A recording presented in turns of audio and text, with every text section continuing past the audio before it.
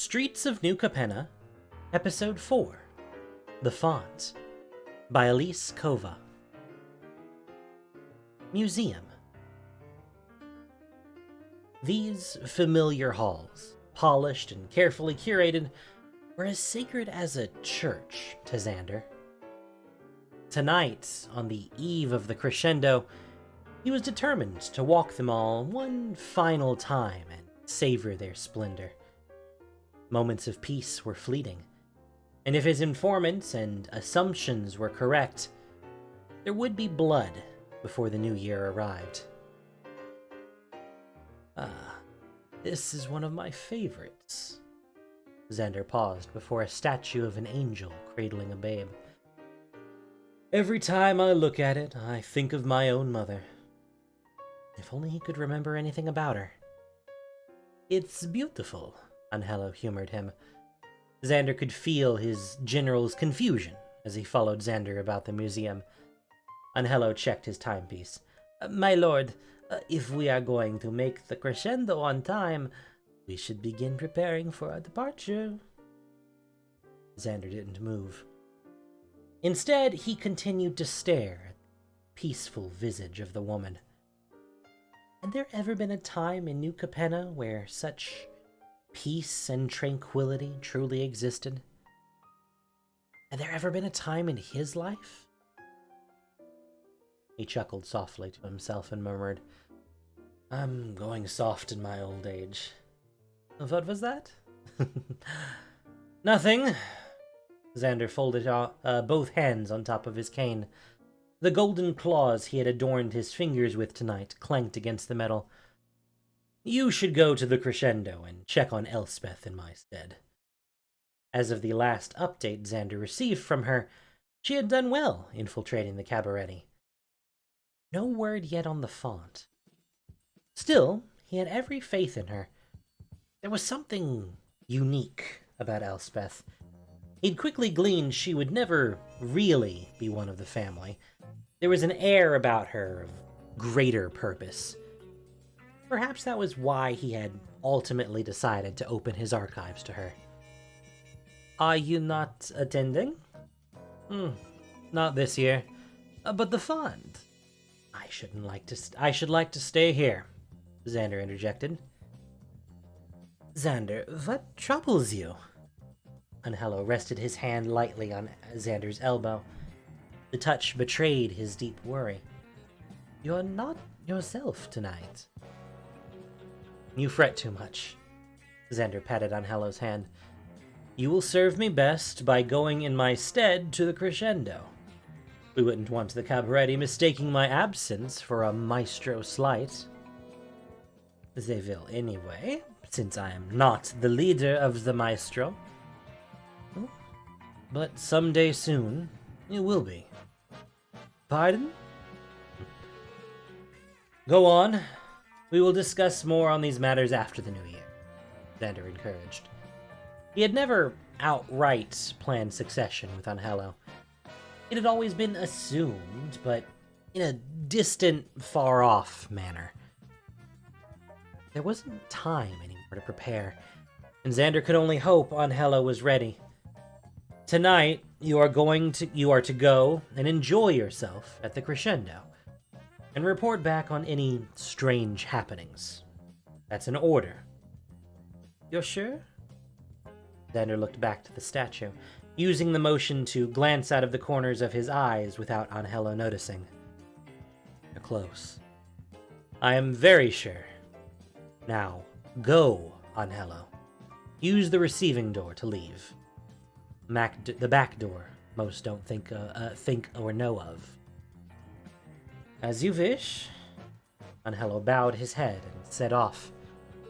Xander watched him leave with a sigh of relief he didn't bother hiding.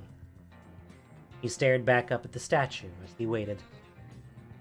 Would he meet his mother again once he had departed this long-occupied and aching mortal coil? Was there even enough soul left in this old vampire demon that there even could be an after for him? Movement ended his musings. Xander turned to face the living shadows at the far end of the hall. Into that gloom, he asked, "Have you finally come to kill me, adversary?" Crescendo. Elspeth stood on the dance floor of the Ventolion with a platter in hand. Ginny had kept true to her word. After a few menial tasks, not much different than the tests Xander had put her through, she had given Elspeth a position helping with the Crescendo. As part of the floor team, Elspeth was well positioned to see and hear everything. Moreover, she could move unbothered. No one paid any of the uniformed staff any mind. They were as unimportant as the pennons hung against the pillars or the overgrown flower pots at the base of each one. Well, she didn't go entirely unnoticed. "Elspeth," Ginny approached, her usual entourage of Kit and Giada flanking her. "I'm glad we ran into you. I hope you're finding the Crescendo worth your effort." "And more." Elspeth forced a smile. "Oh, just wait. The real fun hasn't even begun yet." Ginny helped herself to two of the cheese-filled pastries on Elspeth's platter and handed one to Giada. Per usual, the teen remained silent, her eyes hungry for something her mouth couldn't fill. "I caught Kit's performance already," Elspeth said. "And? Oh, what's your review? Spare me no details." Kit perked up. "Oh, it was lovely." "That's hardly a critique at all," Kit groaned. "I'm afraid I'm not well-versed in music, so I can't give you much more than that," Elspeth offered as an encouraging smile to placate her. "Oh, speaking of performances, I need to check on something for ours," Ginny said to Giada, and then turned to Kit. "I could use your hands, if you don't mind." "Oh, for you? Never." Do you mind keeping an eye on Giada for a moment?" Ginny asked Elspeth. Giada wasn't that young to need a constant chaperone, but Elspeth had seen over the past few weeks how Ginny doted on and coddled Giada. It was a relationship Elspeth had yet to fully make heads or tails of. She'd think it sweet and sisterly, if not for the perpetual discomfort that radiated off the young woman. "It's no trouble," Elspeth said. "Thanks, you're such a doll." Ginny squeezed her shoulders and started off with Kit. "Would you like another?" Elspeth asked, holding out the tray for Giada. "No, thank you." Oh, so she could speak. "I'm afraid if I eat anything else, I'll be sick." "Are you not feeling well?" Elspeth eased the platter away. Nervous," Giada admitted. "This performance means so much to Ginny, the Cabaretti, well, everyone." "What type of performance is it?" Elspeth worked to sound casual. A harmless question, nothing more. Giada glanced askance. You'll see soon." "Sorry about that," Ginny promptly returned and took Giada's hand. "Are you ready to change the plane?" Giada didn't have a chance to respond before Ginny tugged her away. Apprehension hurtled Elspeth's stomach. Something was wrong. Every fiber of her being told her so. The sensation was further compounded when she saw maestros begin to move behind Ginny and Giada. She knew the look in the vampire's pale eyes. They were out for blood. Elspeth quickly stepped away from the main floor and into a back room where she set down the platter. A few of the other floor staff gave her questioning looks, but none stopped her as she dashed back out onto the main hall of the Ventolion. Giada was already on stage, Ginny behind her. 4 Cabaretti men manhandled a large, empty bottle onto the stage, bringing it before Giada. The vessel was nearly as large as Giada herself. This year, the Cabaretti promised a Crescendo unlike any other. Now, we will make good on that promise, Ginny announced. Elspeth reached for the knife Xander had given her, hidden in her coat. It was the only weapon she had, and the only thing she could conceal in the attire the waitstaff were all required to wear. Elspeth hoped she wouldn't need it. Ginny said something to Giada, and the teen stepped toward the enormous bottle. She took a bracing breath, a look of sheer determination overcoming her. Giada touched it with both hands. Light exploded. The room let out a collective gasp of surprise. Like the rest of them, Elspeth was left blinking away the blue haze that a blindingly bright light left behind. As the stage came back into focus, murmurs rippled across the crowd. None could believe what they saw, Elspeth included. The empty bottle was now filled with halo. Tiny golden bubbles rose from a cerulean bottom to a rosy top. Dark currents swirled within like dust filtering through water, and a distinct haze clouded the air around it, as if the condensed power within could barely be contained by its glass casing. The horrible truth of what she had just witnessed began to dawn on Elspeth. There was no way the bottle could have been swapped. It was far too massive for that. It would take far longer than a flash of light to fill it.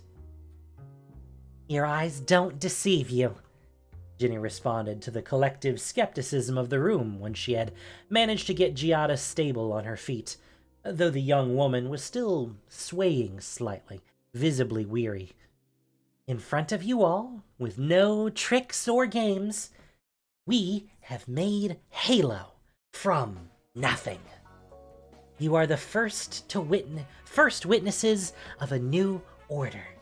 An order that no longer knows limitations and is no longer held back by diminishing supply." He paused for emphasis. The room was enraptured. Ginny motioned back to Giada. "Behold, the font!" The crowd erupted with cheers. These people saw a resource, a tool, a solution to a problem plaguing them. All Elspeth saw was an exhausted and trapped young woman. Their new era would come at the cost of Giada's life.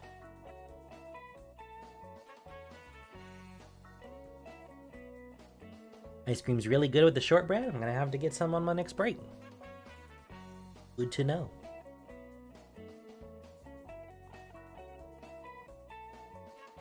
Shadows clung to the man approaching Xander. They hung to every fold of his pristine pinstripe suit, every hammered adornment of the armored plate that framed his shoulders and chest. Former attendants and allies Xander might have once thought of as his own family rushed around the adversary's bat-like wings, weapons drawn. The first thing he offered the turncoats in return was a bitter smile. Next, he would offer them their own hearts. The last few loyal officers in his employ were already cut down, no doubt. Old wounds and aching bones be damned, he would return that favor in kind, even if it was the last thing he ever did. He had readied himself tonight. Come what may, he wouldn't go down without a fight. The first of his former assassins charged. Xander shifted his weight entirely onto his good leg, threw one hand back, tossed his cane up with the other, and caught it by its end. The steel rang out against steel as he deflected the assassin's dagger. The other vampire's eyes went wide with shock. "I gave you that dagger," Xander snarled. "Don't think I gave you a tool I didn't know how to best." With a twist of his wrist, he disengaged from the blade and brought the handle of his cane into the man's neck with a satisfying crunch. Another was coming for him. Xander slid his grip forward on the cane. He flicked his thumb and disengaged a secret locking mechanism. The hilt of the hidden blade popped loose of its scabbard. Xander grabbed it, slashed through the air, and sending a spray of ash across the room. He used the death as a distraction, strategically retreating into his museum. Others were already giving chase, but Xander knew the pathways better than any of his people. He had been the one who built this place, its father, its curator. In the narrow access halls between the galleries, he could prevent himself from being flanked, picking them off one by one as they came to him. He might have them beat in skill, but he was still an old man. He could tolerate pain, but he didn't have the stamina to take them on all at once. Xander crossed through the main hall of the museum. Shots rang out, and bolts of magic chased his heels, leaving pockmarks in his marble floors. Quarry for this stone was no longer in operation. His pristine haven would never be the same after tonight. He made it to the stairwell, gritting his teeth and ascending as fast as he could. Assassins scampered behind him, but Xander's knowledge of the museum continued to pay off, and he managed to stay ahead. He burst through a door, wind accosting his face the moment he took in the crisp air of Park Heights. Breathless, Xander spun and barricaded the door to the viewing deck. There wasn't much space on the balcony. It was meant to be a small sculpture garden, a reprieve to take in the splendor of the skyline among some pieces from the museum's collection. Xander walked to the edge, catching his breath. Ah, how he loved this view. Mighty wings buffeted behind him.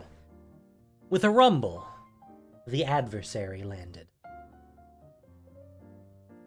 Did you really think you could escape me?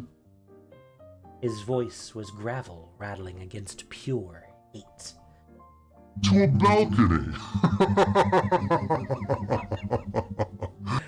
He howled with laughter, drawing air into his lungs to stretch out his chest and expand his wings for emphasis. Hardly. Xander turned to face him. I thought without your hired help, we might have a fair fight. I don't play fair. Xander didn't either. He lunged forward without warning. The adversary went to deflect the blade with his bare hand, mouth set in a snarling grin of delight. Xander feinted, disengaged underneath the adversary's wrist, and twisted to bring the point up right in the soft spot underneath the adversary's jaw, the only vulnerable flesh exposed on his armored body. But the adversary was faster, perhaps enhanced by Halo, perhaps by an evil that was greater than Xander could ever imagine. Xander never saw the adversary lift his other hand to point at him. The bang of magic reverberated through Park Heights. But the last thing Xander heard as he staggered away was the clattering of his trusted sword, the tool of his infamy, slipping from his fingers for the last time. His foot met open air, and he plummeted into the clouds below.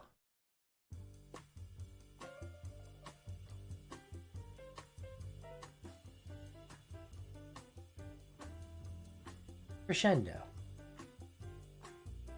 The cheers of the masses turned into screams. All around them, revelers threw off the colors and signets of their family and reached for their weapons. No family was exempt from infiltration by the adversary. Elspeth drew the knife Xander had given her and began pushing through the crowd. The Cabaretti on the stage dropped the large bottle of Halo, the precious substance spilling a rainbow waterfall around Jenny's feet. The Halo bubbled as if boiling, evaporating as starbursts and rings. Jetmir! Jenny called out over the crowd. Giada, forgotten, inched toward the back of the stage, gloved hands covering her mouth in shock. Jetmir! Jenny's eyes landed on a distant point halfway through the room. Elspeth followed her gaze, seeing the horned Leonin who ruled the Cabaretti, cornered and outnumbered. Ginny leapt into the fray, weapons drawn, leaving Giada behind. Shock and rage coursed through Elspeth, and she channeled the emotions into a quick jab at the would-be attacker, rendering him harmless in an instant. Giada was their precious font. She was giving her life for the Cabaretti and their halo, and for what? To be abandoned? Sure, Ginny had left Cabaretti agents with her, but they weren't enough to handle the 7 others scrambling up the stage. Throwing elbows, squeezing past people, leaping over bodies, Elspeth pushed her way through the blood and chaos to the stage. She vaulted onto the platform as the last of the Cabaretti guards fell, turned into pincushions by the adversary's loyalists now advancing on Giada. Elspeth didn't waste a second. She brought the butt of her knife down on the back of the neck of one on her right. The man on her left tried to jab for her, but Elspeth was prepared for the motion and grabbed him by the wrist, clutching in such a way that his fingers went limp. She spun as the third lunged for her, tossing the man into the new attacker. "Giada!" Elspeth said calmly, despite the rising chaos. She knelt down before Giada, looking into her dark eyes, not unlike Elspeth's own. "Would you like me to take you from here?" Giada inhaled slowly, the breath quivering at the end. "Yes." She spoke for the first time in what sounded like a hopeful manner. "I know a back door." Elspeth nodded and stood, glancing over her shoulder at their assailants, rousing with groans. More had noticed them on the stage and were beginning to charge. "This way." Giada tugged her hand, and Elspeth followed her stage right. They ran past the panels of forest green curtains and deep into the wings. The heavy velvet muffled their steps, but it also concealed those giving chase. Elspeth strained her hearing to listen for their pursuers. "Get down!" Elspeth put her weight in her heels, holding onto Giada's head. She spun the teen toward her, wrapping an arm around her shoulders and bringing Giada to the ground with her, as a blade ripped through the curtain at their right. Elspeth released Giada, rising. Judging from the slash, she could make a confident assessment as to the build of her attacker. When her dagger sank into the man's gut with a gurgle, well, she knew she was right. Stepping back, Elspeth gave Giada a nudge. "Keep going!" If Giada was shaken, well, she didn't let it show. She dashed off into the darkness with Elspeth close behind.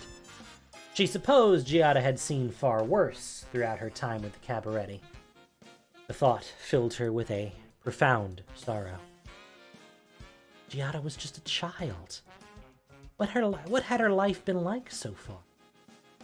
Elspeth doubted it had been anything close to good. She knew a prison when she saw one, even if there were no bars and the wardens were dressed in sequins and gold. "Over there," Giada whispered, pointing to the left as they emerged from the curtains that hung along the wings. Elspeth followed her through stacked props and instrument cases. 2 more men caught up with them, but Elspeth quickly dealt with them both. If she had time, she would hide the bodies to cover their trail, but it was best for them to keep moving. Once they were out, they could slip into the city proper and get lost among the populace. Giada grunted as she opened a heavy backstage door. Elspeth put her shoulder in to help. The door hadn't been used in some time, and squealed loudly as it permitted them access to an alleyway. The goons at the far end caught sight of them before they'd taken more than 2 steps, no doubt alerted to their presence by the noise of the hinges. Cursed their luck. Had they still been facing the other way, she might have managed to get the drop on them. "There's more coming from inside," Giada said, glancing back toward the theater. "I know. Stay close." Elspeth held out her knife, but she wouldn't give for a spear or a sword. "Looks like we have 2 escapees," one of the guards said. "The adversary told us no one is making out of there alive. Sorry, ladies." The other cracked his knuckles. "Should we call for reinforcements?" "No, I think we can handle these 2 on our own." Elspeth could tell by their smirks that these guards underestimated her. "I'd like to see you try." Without warning, a flash of green blazed through the air from somewhere behind them. Charged with magic and cool green flame, the arrow exploded with a howl into a ghostly Viridian wolf. It landed on the back of one of their first would-be attackers, driving him to the ground. The man yelled an obscenity, trying to twist away, but the spectral wolf sunk in its claws. "What the?" His companion didn't have time to finish. 2 more shots were fired, summoning 2 more wolves. The green-hued beasts made quick work of the 2 goons, their sharp teeth more effective than Elspeth's knife could ever be. Giada clung to Elspeth's side, half hidden as the creatures turned toward the 2 of them. Emerging from their spectral haze was Vivian. "I told you I'd find you again." "Ah, Vivian." Elspeth heaved a sigh of relief, then looked to Giada. "Vivian's an ally. She can be trusted," Elspeth hoped. Vivian's expression briefly touched on surprise, but she didn't object to Elspeth's claims. "I have news for you on the matter we last discussed. First, let's get somewhere safe." Elspeth and Giada were halfway down the alley, nearly to Vivian, when the door to the theater blasted open behind them, launched off its hinges. The metal echoed loudly as it skidded to a stop. Ginny, Jetmir, and a group of Cabaretti walked out from the smoking doorway.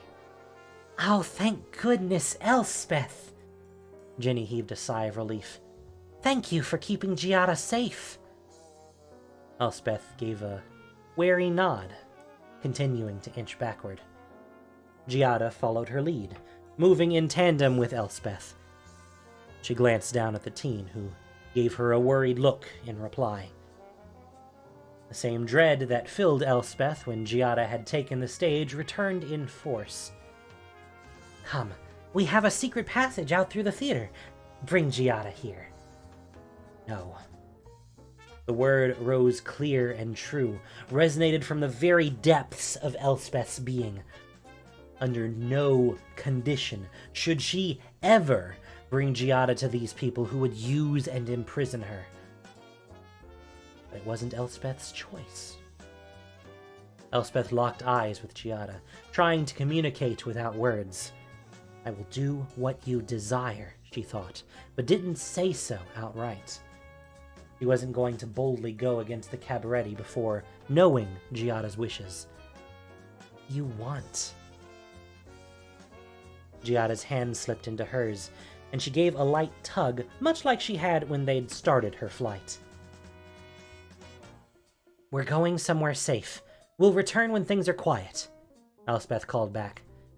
"We are somewhere safe." Ginny's usually jovial nature began to slip away. Underneath was the woman who had earned her place as the adopted daughter of Jetmir and his right hand. No one climbed as high as she did in New Capenna without leaving a trail of blood behind. "It's better if we split up for now." "Bring Giada to me." Ginny began to stalk forward. Elspeth's grip tightened on her knife. She didn't want to fight Ginny. The woman hadn't been unkind to her, but she was also the one who would turn Giada into a tool. Before Elspeth could make up her mind, fight or flight, a green arrow arced overhead. It exploded into a beast far greater than a wolf.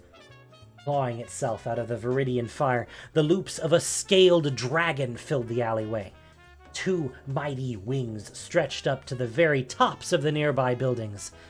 Elspeth could only see the back of the spectral dragon, but if its front was even half as imposing, there was no way Ginny was going to get to them. Elspeth looked over her shoulder at Vivian, who lowered her bow. Green-fletched arrows smoldered in her quiver, illuminating the braids on the side of her head. "Shall we?" Vivian gave a slight smirk. The 3 of them ran into the night. Museum. Not so smug now, are you? Omnixilus wiped ash off his hands. The mighty head of the maestros, the infamous Xander, master assassin. Not the master of anything now. Obnixilis snorted and spit on the mutilated body that lay at his feet. The vampire was hardly recognizable after the fall, especially after Obnixilis vented some of his frustration at the vampire's frustrating tenacity. "Boss!" A young man ran out of the building, stopping short when he laid eyes on the carnage. He was a maestro. Obnixilis wished he could hear what was going through the man's head as he laid eyes on the mutilated body of the assassin he'd once so revered. What? Obnixilis demanded. The young man swallowed hard and tore his eyes from the remnants of Xander. "I have word from the Crescendo." Obnixilis could tell by the man's shifting gaze and uncertain stance that the news would not be good. If he was going to be giving bad news, then he would sweeten it with a bit of torment first by making the kid sweat. Good. Tell me of my triumph. Everyone was in place, just as you ordered. We quickly took control of the situation in the Ventolion. But... Obnixilis encouraged, allowing his voice to be dangerously quiet. But... He fought for words, crumbling under the weight of Obnixilis' stare. "The font escaped." Obnixilis grabbed the man by the throat and hoisted him into the air. He swung him like a rag doll, kicking helplessly, clawing instinctively at the bracers Obnixilis wore. Tell me, how did the font escape if everyone was where they should be? We don't... There was an unaccounted for... The man wheezed. Obnixilis tightened his grip slightly and briefly fantasized about squeezing so hard the man's head would pop off like a cork. But he released his grip. He still needed these worthless amateurs to do his dirty work. The man fell to the ground, clawing at his already bruising neck, gasping for air. Obnixilis looked back to the remains of Xander. He grimaced, but not at the carnage he wrought, no. He was disgusted with himself. He'd missed something. Even from beyond the grave, Xander had played him. No matter. Gnarled. I'll find it, even if I must burn this city to the ground. "Boss, the Cabaretti are all but neutralized." 4 other officers rushed out from the museum, stopping a few steps from their gasping friend. We see you already know." Yes, I have been informed of your failure. Obnixilis forced the words through teeth clenched so tightly his jaw popped. The maestros are in hand. What of the others? Jetmir escaped, but was gravely wounded. The Cabaretti will crumble once he falters, and we'll see he does, one reported. The brokers and Obscura have crawled into their holes and shadows, though we pursue them as well. The Riveteers are thoroughly compromised. The fighting is hot in the Koldaya. We'll have the situation in our control soon. Obnixilis cracked his knuckles and rolled his head. I want the families' heads. All of them. Bring me every last one. Attach at the neck or not. And the font? The only one of his generals still brave enough to speak asked. 2 of you, lead the hunt for Jetmir and Ginny. If anyone will know how to track down the font, it'll be them. The other 2 form search parties of our own for the font. And when you find it, bring it to me. and your cups will never be empty, and your families will want for nothing.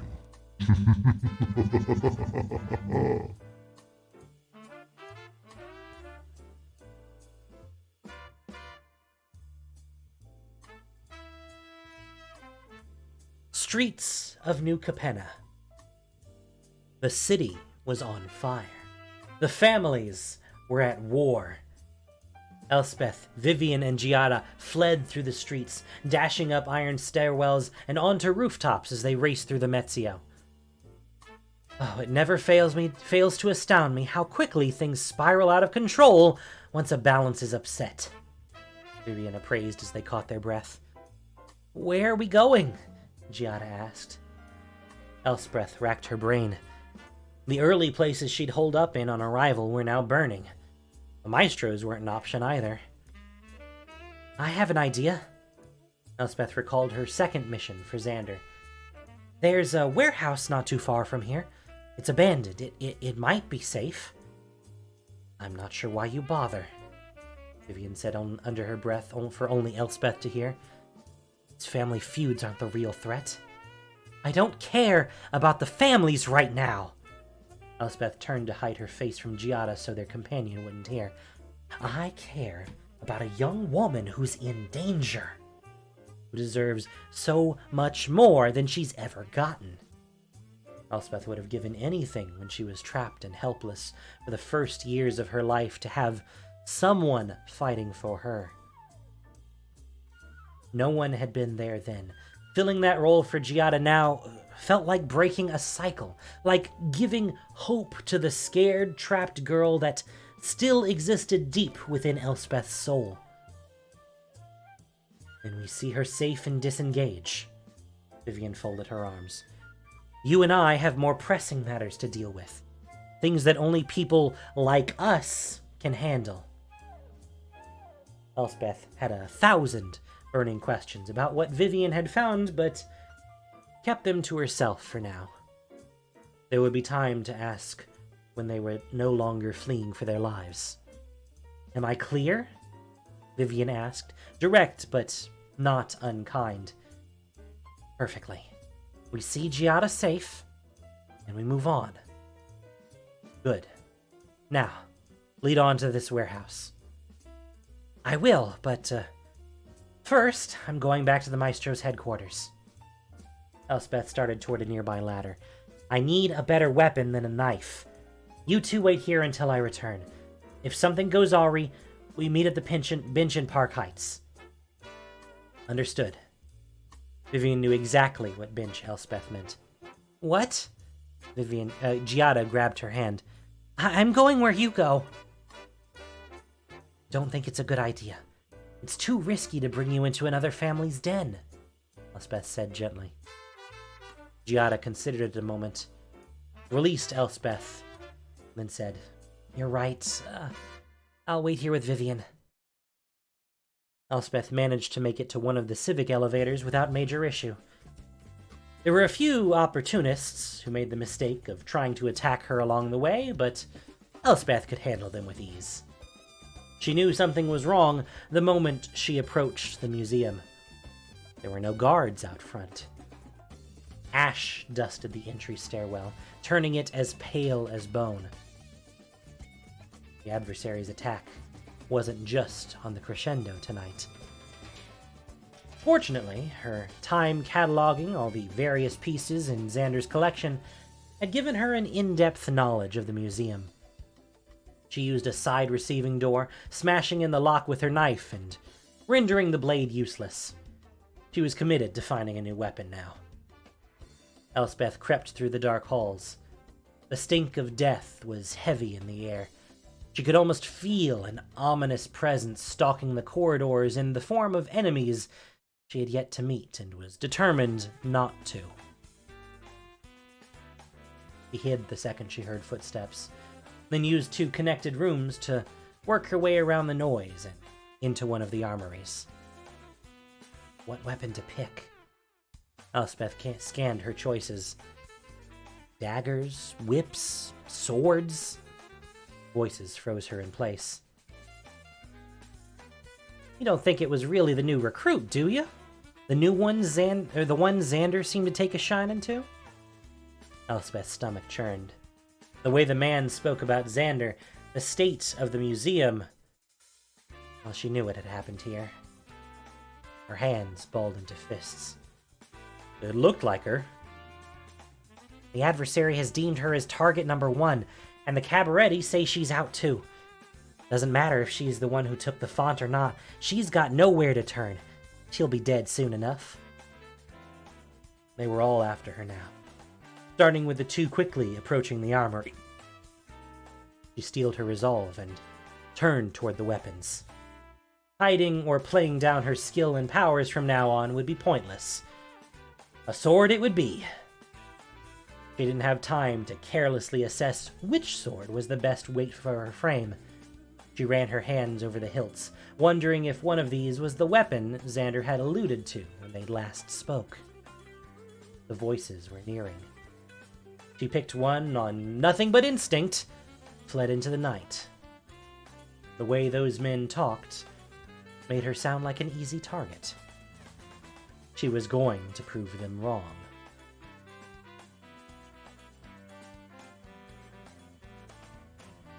Whew.